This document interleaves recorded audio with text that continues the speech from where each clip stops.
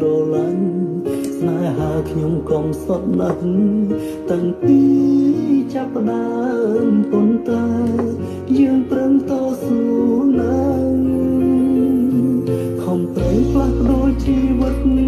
ពីក្រោបសុទ្ធទេមានបានតែការខំប្រឹងគ្រប់យ៉ាងបានមកហើយក៏គ្មាននៅសោះមកខាងយំទីធូឲ្យយើងប្រត់ប្រាំងមានគោមានយុគអូនកូនចាំមកទៅតើការខំប្រឹងរបស់ខ្ញុំគឺតែមួយជីវិតតែការពិតចុងក្រោយខ្ញុំបានធ្វើអ្វី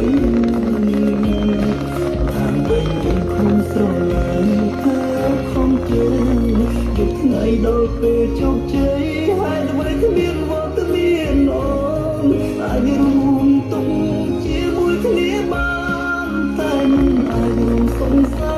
រចង់ប្រោលក្រុមយ៉ាងចង់ឃើញស្នាមញញឹមនឹងឆាំចាចូលបងលេងបងវិញស្រែករោគមុំគឺជាយួរទ្រព្យធនអ្នកជួយខ្ញុំឡើងបាន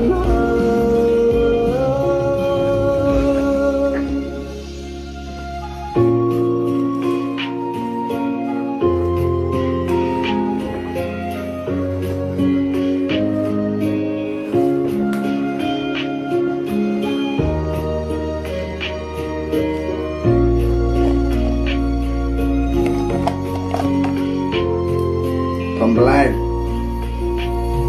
ធម្មតាមានចិត្តស្មោះតែងតែរូបក្នុងការគិតគិតថាត្រូវធ្វើយ៉ាងនេះដើម្បីនឹងជាទីស្រឡាញ់ស្នេហាខ្ញុំកុំសត់ណាស់តាំងពីចាប់ផ្ដើមប៉ុន្តែយើងប្រឹងតស៊ូណាស់កំប្លែងផ្លាស់ប្ដូរជីវិតពីក្រខ្សត់ទៅមានបានតែការខំប្រឹងគ្រប់យ៉ាងបានមកហើយប្រែគ្មាននៃសុំ